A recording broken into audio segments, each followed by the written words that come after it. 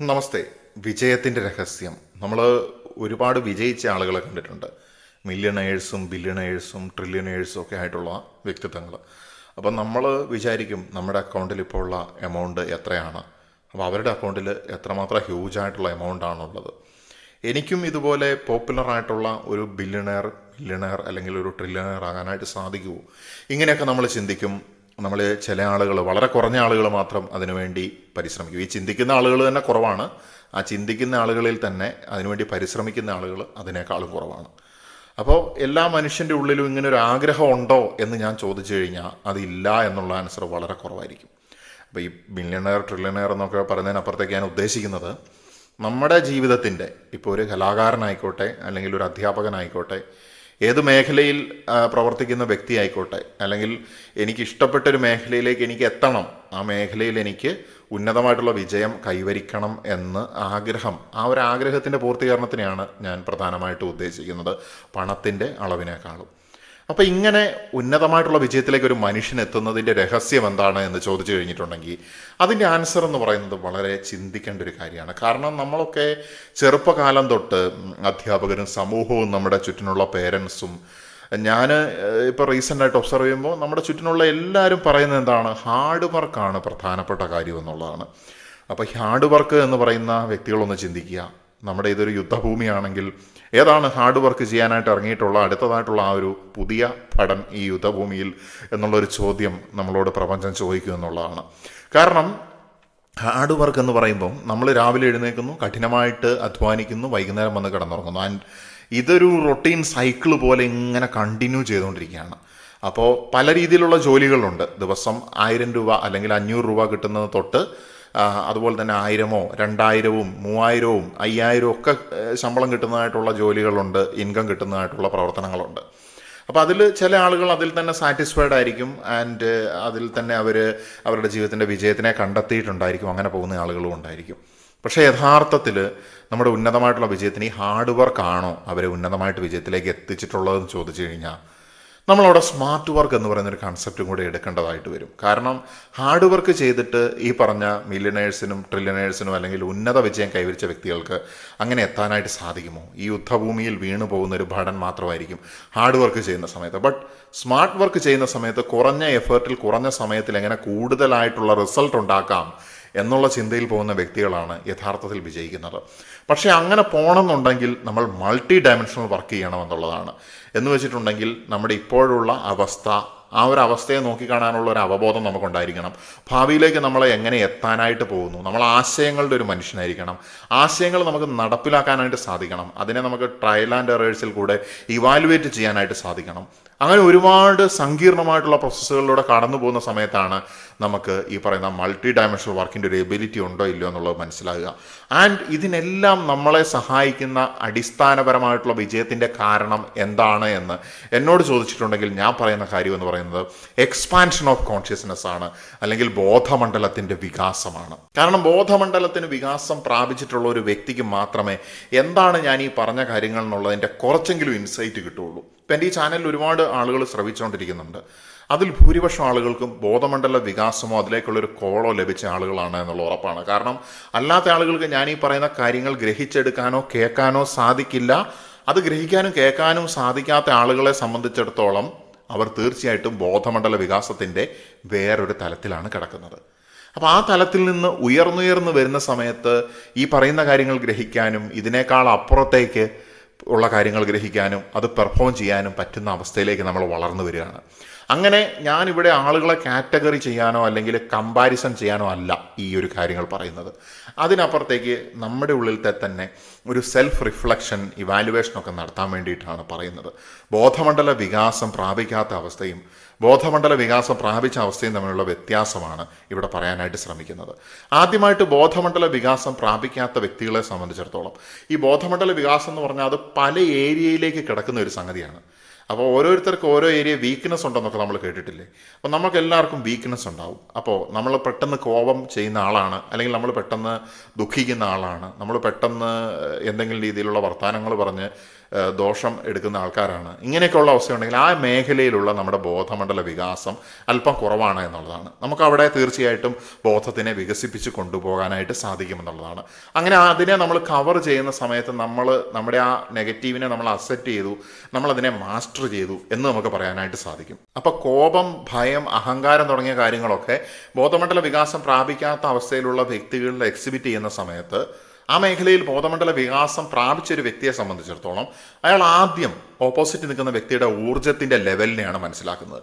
എന്നിട്ട് അതുമായിട്ട് താതാത്മ്യം പ്രാപിക്കാനാണ് ശ്രമിക്കുന്നത്. ശരിക്കും പറഞ്ഞു കഴിഞ്ഞാൽ ഓന്തിനെ പോലെയോ അല്ലെങ്കിൽ ഒരു കമീലിയൻ എന്ന് പറയുന്ന പോലെ നിറം മാറുന്നത് പോലെ നിറം മാറുന്ന വ്യക്തികളാണ് ശരിക്കും ബോധമണ്ഡല വികാസം പ്രാപിച്ച ആളുകൾ. അവർ ഒരു കള്ളനോട് സംസാരിക്കുമ്പോൾ അവൻ്റെ കോൺഷ്യസ്നെസ്സിലേക്ക് ഇവർക്ക് ഇറങ്ങിച്ചെല്ലാനായിട്ട് സാധിക്കുന്നു. ഒരു പോലീസുകാരനോട് സംസാരിക്കുമ്പോൾ അവൻ്റെ കോൺഷ്യസ്നെസ്സിലേക്ക് ചെന്നുകൊണ്ട് സംസാരിക്കാനായിട്ട് സാധിക്കുന്നു. ഒരു അധ്യാപകനോടോ ഒരു തത്വചിന്തകനോടോ സംസാരിക്കുമ്പോൾ ആ രീതിയിലേക്ക് അവർക്ക് ഇറങ്ങിച്ചെല്ലാനായിട്ട് സാധിക്കുന്നു. ഇത് ഒരു എക്സ്പാൻഷൻ ഓഫ് കോൺഷ്യസ്നെസ് ഉള്ളതിൻ്റെയും ഒരു എക്സാമ്പിളായിട്ടുള്ള ഒന്നാമത്തെ ഒരു വ്യത്യാസമാണ്. അടുത്തതായിട്ടുള്ള കാര്യം, ബോധമണ്ഡല വികാസം പ്രാപിക്കാത്ത വ്യക്തികളെ സംബന്ധിച്ചിടത്തോളം അവർ പുറത്തു നിന്നുള്ള വാലിഡേഷൻ എപ്പോഴും തേടിക്കൊണ്ടിരിക്കുമെന്നുള്ളതാണ്. എപ്പോഴും പുറത്തു നിന്നൊരു വ്യക്തി അല്ലെങ്കിൽ ഒരു വ്യക്തികൾ അല്ലെങ്കിൽ ഒരു ഹയർ അതോറിറ്റീസ് എപ്പോഴും ഒരു വാലിഡേഷൻ കിട്ടിക്കൊണ്ടേയിരിക്കണം. എന്നാൽ ബോധമണ്ഡല വികാസം പ്രാപിച്ച വ്യക്തികളാകട്ടെ അവരവരുടെ ഉള്ളിൽ നിന്ന് ആന്തരിക സമാധാനം കണ്ടെത്തുകയാണ്. അവർക്ക് പുറത്തു നിന്നുള്ള എക്സ്റ്റേണൽ വാലിഡേഷൻ ഒന്നും ആവശ്യമില്ല. അവർക്ക് ഉള്ളിൽ തന്നെ ഈ ആന്തരികമായിട്ടുള്ള വാലിഡേഷൻ, റിഫ്ലക്ഷൻ ഒക്കെ നടത്തിയിട്ട് അവർ മുന്നോട്ട് പോവുകയാണ് എന്നുള്ളതാണ്. ബോധമണ്ഡല വികാസം പ്രാപിക്കാത്ത വ്യക്തികളെ സംബന്ധിച്ചിടത്തോളം വളരെ ചെറിയ കാര്യങ്ങൾ അവരെ അലട്ടിക്കൊണ്ടിരിക്കും എന്നുള്ളതാണ്.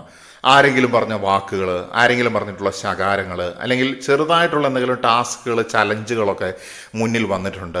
ആ കാര്യങ്ങൾ വലിയ സ്ട്രെസ് ഉണ്ടാക്കും, അത് വലിയ ടെൻഷൻ ഉണ്ടാക്കും, വലിയ പ്രശ്നങ്ങളിലേക്ക് അവരും ചുറ്റിനുള്ളവരെയും കൂടെ അവരെത്തിക്കും എന്നുള്ളതാണ്. എന്നാൽ ബോധമണ്ഡല വികാസം പ്രാപിച്ചിട്ടുള്ള വ്യക്തികളെ സംബന്ധിച്ചിടത്തോളം വലിയ ടാസ്ക് പോലും ഇത് നമുക്ക് ചെയ്യാനായിട്ട് സാധിക്കും എന്നുള്ള ഒരു അവയർനെസ് അവർക്കുണ്ടാകുന്നുള്ളതാണ്. വലിയ ടാസ്ക് പോലും ചിലപ്പോൾ ചെറിയ കാര്യമായിട്ടായിരിക്കും അവർക്ക് തോന്നുക എന്നുള്ളതാണ്. അപ്പം നിങ്ങൾക്ക് ഈ 3 കാര്യങ്ങൾ നിങ്ങൾ കേട്ടു, ഇനിയുമുണ്ട്. അപ്പം നമ്മൾ സ്വയം ഒന്ന് ഇവാലുവേറ്റ് ചെയ്ത് നോക്കുക, ഞാൻ എങ്ങനെയാണ് എന്നുള്ളത്. ഏതെങ്കിലും ഒരു കാര്യത്തിൽ, അല്ലെങ്കിൽ ഞാൻ പറയുന്നത് എന്താണെന്ന് വെച്ചാൽ, ചില ആളുകൾക്ക് ചില മേഖലയിൽ ബോധമണ്ഡലം വളരെയധികം വികാസം പ്രാപിച്ചതായിരിക്കും, ചില മേഖലയിൽ വളരെ കുറഞ്ഞ രീതിയിലായിരിക്കും ഉണ്ടാകുക. അപ്പം നമുക്ക് സെൽഫ് ഇവാലുവേഷൻ ഈ പറഞ്ഞ കാര്യങ്ങളിൽ നിന്ന് നമ്മൾ നടത്തിക്കൊണ്ട് റിഫ്ലക്ട് ചെയ്തുകൊണ്ട് മുന്നോട്ട് പോവുകയാണ്. ബോധമണ്ഡല വികാസം പ്രാപിക്കാത്ത വ്യക്തികളെ സംബന്ധിച്ചിടത്തോളം നിശബ്ദത അവരെ ഭയപ്പെടുത്തും എന്നുള്ളതാണ്. അതായത് ശാന്തമായിട്ടുള്ള അവസ്ഥ, കാമായിട്ടുള്ള അവസ്ഥ, ഏകാന്തത, നിശബ്ദതേനെയൊക്കെ പേടിയായിരിക്കും എന്നുള്ളതാണ്. ശബ്ദമൊക്കെ കേട്ട് ബഹളമയമായിട്ടുള്ള അന്തരീക്ഷത്തിലാണ് അവർക്ക് കംഫർട്ടബിൾ ആയിട്ട് തോന്നുന്നത്. ബിക്കോസ് എപ്പോഴും ഒരു എക്സ്റ്റേണൽ വാലിഡേഷൻ വേണമെന്നുള്ള ഒരു സബ് കോൺഷ്യസ് ആയിട്ടുള്ള ഒരു തോട്ടിൻ്റെ ഫലമായിട്ടാണ് ഇങ്ങനെ സംഭവിക്കുന്നത്. എന്നാൽ ബോധമണ്ഡല വികാസം പ്രാപിച്ച വ്യക്തികളെ സംബന്ധിച്ചിടത്തോളം അവർക്ക് എക്സ്റ്റേണൽ വാലിഡേഷൻ ആവശ്യമില്ല എന്നുള്ളത് നേരത്തെ ഞാൻ പറഞ്ഞു. അതുപോലെ തന്നെ ഏത് ശാന്തതയിലും ഏതിരുട്ടിലും ഒക്കെ സമാധാനമായിട്ടുള്ള അവസ്ഥയൊക്കെ വളരെയധികം ആസ്വാദനത്തോടു കൂടി മുന്നോട്ട് പോകാനായിട്ട് സാധിക്കുമെന്നുള്ളതാണ്. ഒരു വ്യക്തിയും ഇല്ലെങ്കിലും, ആരും വിളിച്ചില്ലെങ്കിലും, ആരും കമ്മ്യൂണിക്കേറ്റ് ചെയ്തില്ലെങ്കിലും ഒക്കെ നിറവിൽ അവർക്ക് മുന്നോട്ട് പോകാനായിട്ട് സാധിക്കുന്നുള്ളതാണ് ഏറ്റവും വലിയൊരു അനുഗ്രഹം എന്ന് പറയുന്നത്. തീർച്ചയായിട്ടും നമുക്ക് ആ ഒരു ലെവലിലേക്ക് എത്തിച്ചേരാനായിട്ട് സാധ്യമായിട്ടുള്ളൊരു കാര്യവുമാണ്. എല്ലാവരും സന്തോഷിക്കണം, ഞാനും സന്തോഷിക്കണം എന്നുള്ള ആഗ്രഹത്തോടു കൂടി പല കാട്ടിക്കൂട്ടലുകൾ നടത്തുന്ന വ്യക്തികളാണ് ബോധമണ്ഡല വികാസം പ്രാപിക്കാത്ത വ്യക്തികൾ. എല്ലാവരും സന്തോഷിക്കണം എന്നുള്ള ചിന്ത നല്ലതാണ്. പക്ഷേ അതിനുവേണ്ടി പല കാട്ടിക്കൂട്ടലുകൾ നടത്തുന്ന സമയത്ത് പീപ്പിൾ പ്ലീസിങ് ആയിട്ട് അത് മാറുകയാണ്. അതായത് മറ്റുള്ളവരെ സുഖിപ്പിച്ചുകൊണ്ട് സന്തോഷം കണ്ടെത്തുക, അല്ലെങ്കിൽ അങ്ങനെ ആ ഒരു അവസ്ഥയിലേക്ക് ആളുകൾ മാറുകയാണ് ഒരു പീപ്പിൾ പ്ലീസറായിട്ട്. അത് ബോധമണ്ഡല വികാസത്തിൻ്റെ ഒരു ലക്ഷണമല്ല. എന്നാൽ ബോധമണ്ഡല വികാസം പ്രാപിച്ച വ്യക്തികളെ സംബന്ധിച്ചിടത്തോളം എൻ്റെ എനർജി എവിടെ ചെലവാക്കണം, എവിടെ പ്രൊട്ടക്റ്റ് ചെയ്യണം, എത്രമാത്രം, എങ്ങനെ എന്നുള്ള കൃത്യമായിട്ടുള്ളൊരു അവയർനെസ് അവർക്കുണ്ടാകും എന്നുള്ളതാണ്. ബോധമണ്ഡല വികാസം പ്രാപിക്കാത്ത വ്യക്തികളെ സംബന്ധിച്ചിടത്തോളം ആൻസൈറ്റിയുടെയും ഭയത്തിൻ്റെയും പുറത്തായിരിക്കും തീരുമാനമെടുക്കുന്നത്. അയ്യോ ഇനി എന്താകും, ഇങ്ങനെ ചെയ്തില്ലെങ്കിൽ അങ്ങനെ ആവുമല്ലോ, എൻ്റെ ബോസ് അങ്ങനെ വിചാരിക്കുമല്ലോ, ഇങ്ങനെ വിചാരിക്കുമല്ലോ, സൊസൈറ്റി ഇങ്ങനെ വിചാരിക്കുമല്ലോ, ഇങ്ങനെയുള്ളൊരു ഉപബോധ ചിന്തയുടെ മുകളിലായിരിക്കും അവർ കാര്യങ്ങളിലൊക്കെ തീരുമാനമെടുക്കുന്നത്. എന്നാൽ ബോധമണ്ഡല വികാസം പ്രാപിച്ച വ്യക്തികളെ സംബന്ധിച്ചിടത്തോളം എന്താണ് ചെയ്യേണ്ടത്, what is needed and what is right എന്നുള്ള കൃത്യമായിട്ടുള്ള അവബോധം അവരുടെ ഉള്ളിലുണ്ടാവും. അതുകൊണ്ട് അവർക്ക് എക്സ്റ്റേണൽ വാലിഡേഷൻ വേണ്ട എന്ന് മാത്രമല്ല, ഈ ഫിയറിൻ്റെ ആൻസൈറ്റീൻ്റെ ഒന്നും പുറത്തല്ല അവർ തീരുമാനം എടുക്കുന്നത്. അപ്പോൾ ഫിയറിനെ, ആൻസൈറ്റീനെ, ടെൻഷനെ, സ്ട്രെസ്സിനെ, വറീസിനെയൊക്കെ നമ്മളിങ്ങനെ മാറ്റി നിർത്തുമ്പോൾ ശാന്തമായിട്ടുള്ള മനസ്സ് ലോജിക്കിൻ്റെ അടിസ്ഥാനത്തിൽ തീരുമാനങ്ങൾ എടുക്കാൻ സഹായിക്കുകയും കൃത്യമായിട്ട് യുക്തിപരമായിട്ട് കാര്യങ്ങൾ അല്ലെങ്കിൽ കർമ്മങ്ങൾ നല്ല രീതിയിൽ ചെയ്യാനായിട്ട് സാധിക്കുകയും ചെയ്യും. അതാണ് ഞാൻ നേരത്തെ പറഞ്ഞ, ഇപ്പം നിങ്ങൾക്ക് നേരത്തെ പറഞ്ഞ ഉന്നത വിജയവും ഈ ക്വാളിറ്റീസും തമ്മിൽ കണക്ട് ചെയ്യുമ്പോൾ, ബോധമണ്ഡല വികാസം അതിൻ്റെ ക്വാളിറ്റീസും കൂടെ കണക്ട് ചെയ്യുന്ന സമയത്ത് നിങ്ങൾക്ക് കൃത്യമായിട്ട് നിങ്ങൾക്ക് ഇൻ്റഗ്രേറ്റ് ചെയ്യാനായിട്ട് സാധിക്കുന്നുണ്ടെന്ന് എനിക്ക് മനസ്സിലാകുകയാണ്. എനിക്ക് എന്താണ് ശരി എന്നുള്ളൊരു ഇന്നർ ഗൈഡൻസ് ബോധമണ്ഡല വികാസം പ്രാപിച്ച വ്യക്തികളുടെ ഉള്ളിൽ ഉണ്ടാവും എന്നുള്ളതാണ്. മറ്റുള്ളവർ ഭയം, അതായത് പുറത്തു നിന്നുള്ള ഒരു ശക്തികളുടെയും ഫോഴ്സസിൻ്റെയും അടിസ്ഥാനത്തിലാണ് തീരുമാനങ്ങൾ എടുക്കുന്നത്. എന്നാൽ ബോധമണ്ഡല വികാസം പ്രാപിക്കുന്ന സമയത്ത് ഉള്ളിൽ നിന്നാണ് കാര്യങ്ങൾ വരുന്നത് എന്നുള്ളതാണ്. ഞാൻ ശരിയാണെന്ന് തെളിയിക്കാനുള്ള വ്യഗ്രത ബോധമണ്ഡല വികാസം പ്രാപിക്കാത്ത വ്യക്തികളിലുള്ളതാണ്. ഞാൻ പറയുന്നതാണ് ശരി, എൻ്റെതായിട്ടുള്ള തത്വശാസ്ത്രമാണ് ശരി, അങ്ങനെ ഒരു വ്യഗ്രതയോടുകൂടി ആണ് അവർ കാര്യങ്ങൾ അവതരിപ്പിക്കുന്നത്.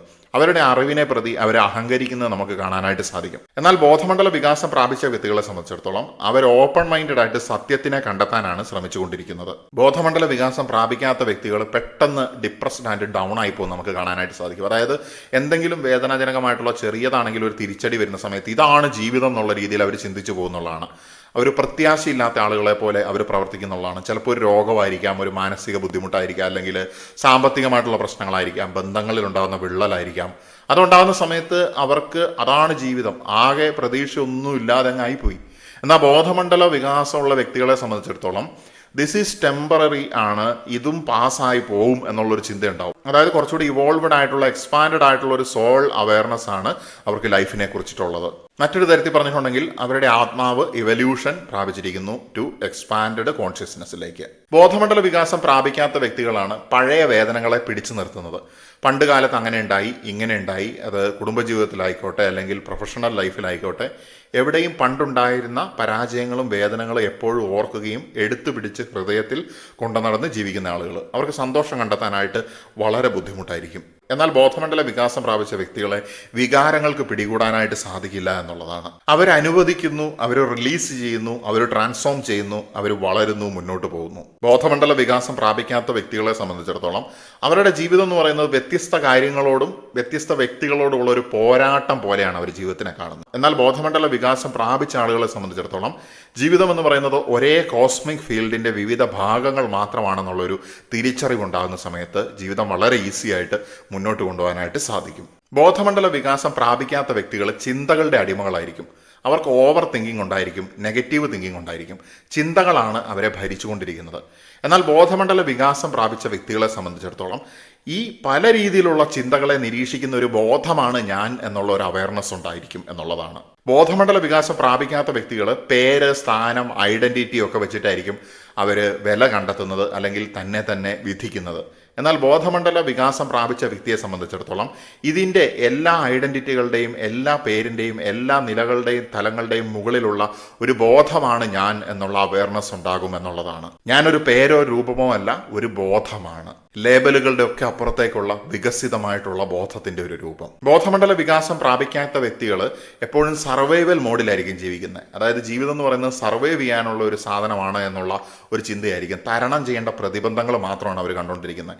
എന്നാൽ ബോധമണ്ഡല വികാസം പ്രാപിച്ച വ്യക്തികളെ സംബന്ധിച്ചിടത്തോളം അവർ പർപ്പസിന്റെ മുകളിലാണ് ജീവിക്കുന്നത്. അതായത് ഈ പ്രതിബന്ധങ്ങളൊന്നും അവർക്കൊരു വിഷയമേ അല്ല. അവർ പർപ്പസ് നിറവേറ്റുക എന്നുള്ള വേറെ രീതിയിലുള്ളൊരു പെർസ്പെക്റ്റീവാണ് അവർക്കുള്ളത്. രണ്ട് പെർസ്പെക്റ്റീവ് തമ്മിലുള്ള അന്തരം നിങ്ങളൊന്ന് രണ്ട് പെർസ്പെക്റ്റീവിലും നിന്ന് നോക്കുന്ന സമയത്ത് കൃത്യമായിട്ട് വീക്ഷിക്കാനായിട്ട് സാധിക്കും. ബോധമണ്ഡല വികാസം പ്രാപിക്കാത്ത വ്യക്തികളെ സംബന്ധിച്ചിടത്തോളം ഈ സംഭവങ്ങളൊക്കെ ആരോ പടച്ചു വിടുന്നതാണ്, അടിച്ചു വിടുന്നതാണ്, ജീവിതത്തിൽ ഇങ്ങനെ നടന്നുകൊണ്ടിരിക്കുകയാണെന്നുള്ളൊരു അവസ്ഥയിൽ ആ ഒരു ഫ്ലോയ്ക്ക് അനുസരിച്ചാണ് പോയിക്കൊണ്ടിരിക്കുന്നത്. എന്നാൽ ബോധമണ്ഡല വികാസം പ്രാപിച്ച വ്യക്തികളെ സംബന്ധിച്ചിടത്തോളം ഓരോ സംഭവങ്ങളുടെയും കാര്യകാരണങ്ങൾ, പ്രപഞ്ചം എന്തുകൊണ്ട് ഇങ്ങനെ എന്നുള്ളൊരു അവയർനെസ് അവർക്ക് കൃത്യമായിട്ടുണ്ടാവും എന്നുള്ളതാണ്. അതുകൊണ്ട് ആദ്യത്തെ കൂട്ടർ ജീവിതത്തിലെ ആകസ്മികമായിട്ടുള്ള അപ്രതീക്ഷിതമായിട്ടുള്ള സംഭവങ്ങൾ വരുമ്പോൾ ചിലപ്പോൾ തകർന്നു പോകും, ചിലപ്പം ശങ്കിച്ചു പോകും, സ്തംഭിച്ചു പോകും. പക്ഷേ ബോധമണ്ഡല വികാസം പ്രാപിച്ച വ്യക്തികൾക്ക് കൃത്യമായിട്ട് മുന്നോട്ട് പോകാനായിട്ട് സാധിക്കുമെന്നുള്ളതാണ്. ബിക്കോസ് അവർക്ക് തിരിച്ചറിയുന്നുണ്ട് എന്തുകൊണ്ടാണ്, എന്തിനു വേണ്ടിയാണ് ഇങ്ങനെ നടന്നിട്ടുള്ളത് എന്നുള്ളത്. ചുരുക്കി പറഞ്ഞാൽ കോയിൻസിഡൻസുകൾക്ക് അപ്പുറത്തേക്ക് സിങ്ക്രോണിക് ആയിട്ടുള്ള സിങ്ക്രോണിസിറ്റി, പ്രപഞ്ചത്തിന്റെ ആ ഒരു മീനിങ് ഫുൾ ആയിട്ടുള്ള ആ ഒരു ഇന്റഗ്രേഷൻ അവർക്ക് മനസ്സിലാക്കാനായിട്ട് സാധിക്കുന്നു. ബോധമണ്ഡല വികാസം എന്ന് പറയുന്നത് മതപരമായിട്ടുള്ളതോ ദൈവികമായിട്ടുള്ളതോ ആയിട്ടുള്ള ഒരു സംഗതി എന്നുള്ള രീതിയിൽ ലേബൽ ചെയ്യാനായിട്ട് ഞാൻ ആഗ്രഹിക്കുന്നില്ല. കാരണം അത് അങ്ങനെയല്ല. അത് ഞാൻ മനുഷ്യൻ എന്നുള്ള അവസ്ഥയിൽ എൻ്റെ ബോധത്തിനെ തിരിച്ചറിയുന്ന ഒരു അവസ്ഥ തന്നെയാണത്. മനുഷ്യനിൽ നിന്ന് ബോധമായിട്ട് മാറുന്നതായിട്ടുള്ള ഒരു എവല്യൂഷൻ തന്നെയാണത്. Evolution of consciousness, expansion of consciousness to, അല്ലെങ്കിൽ അസെൻഷനിലേക്കുള്ള ഒരു യാത്ര തന്നെയാണത്. അപ്പോൾ യഥാർത്ഥത്തിൽ നമ്മൾ ഇത്തരത്തിൽ ബോധമണ്ഡല വികാസം പ്രാപിക്കുക എന്നുള്ളതാണ് ജീവിതത്തിൻ്റെ ആത്യന്തികമായിട്ടുള്ള ലക്ഷ്യം. ആ വികാസം നമ്മൾ അറ്റൈൻ ചെയ്യുന്നതിനനുസരിച്ച് മറ്റു കാര്യങ്ങൾ നമ്മുടെ ജീവിതത്തിൽ, നമ്മുടെ കർമ്മ മേഖലയിൽ നമ്മൾ എന്തൊക്കെയാണോ ചെയ്യേണ്ടത് അത് നടക്കുകയും നമ്മൾ വിജയകരമായിട്ട് ഏറ്റവും ഉന്നതമായിട്ടുള്ള, ഞാൻ തുടക്കത്തിൽ പറഞ്ഞ ആ ഒരു വിജയമുണ്ടല്ലോ, അത് നമ്മളുടേതായിട്ടുള്ള വിജയം. നമ്മൾ ചിലപ്പം മില്യണയർ ആകണമെന്നായിരിക്കും, ചിലപ്പോൾ ഒരു പ്രമുഖനായിട്ടുള്ള അധ്യാപകൻ ആകണമെന്നായിരിക്കും, ചിലപ്പോൾ ഒരു മനഃശാസ്ത്രജ്ഞനാണെന്നായിരിക്കും, ചിലപ്പോൾ ഒരു സിനിമാ നടനാണെന്നായിരിക്കും. എന്തു തന്നെയാണെങ്കിലും നിങ്ങളുടെ ആഗ്രഹത്തിൻ്റെ താക്കോലം എന്ന് പറയുന്നത് നിങ്ങളുടെ ബോധത്തിൻ്റെ വികാസം തന്നെയാണ്. അപ്പോൾ നമ്മൾ സാധാരണ ബോധത്തിൽ ചിലപ്പോൾ നമുക്ക് അങ്ങനെ ആകണം ഇങ്ങനെ ആകണം എന്നൊക്കെ നമ്മൾ ചിന്തിക്കും. പക്ഷേ ബോധമണ്ഡല വികാസം നമ്മൾ പ്രാപിച്ചു വരുമ്പം എന്താണ് യഥാർത്ഥത്തിലുള്ള ഞാൻ ഏത് വഴിക്കാണ് നടക്കേണ്ടതെന്നൊക്കെയുള്ള അത്തരത്തിലുള്ള തിരിച്ചറിവുകളും ഇന്നർ ഗൈഡൻസുകളും നമുക്ക് ലഭിച്ചുകൊണ്ടേയിരിക്കും എന്നുള്ളതാണ്. തീർച്ചയായിട്ടും ഞാൻ ഈ പറഞ്ഞ കാര്യങ്ങൾ നിങ്ങൾക്ക് മനസ്സിലാക്കാനായിട്ട് സാധിച്ചിട്ടുണ്ടെങ്കിൽ നിങ്ങൾ ബോധമണ്ഡലത്തിൻ്റെ പാതയിലോ അല്ലെങ്കിൽ ഓൾറെഡി അത് അറ്റൈൻ ചെയ്ത് നല്ല രീതിയിൽ മുന്നോട്ട് പോയിക്കൊണ്ടിരിക്കുകയാണ്. അപ്പോൾ തീർച്ചയായിട്ടും നമുക്ക് ഒരുമിച്ച് മുന്നേറാം. നമസ്തേ.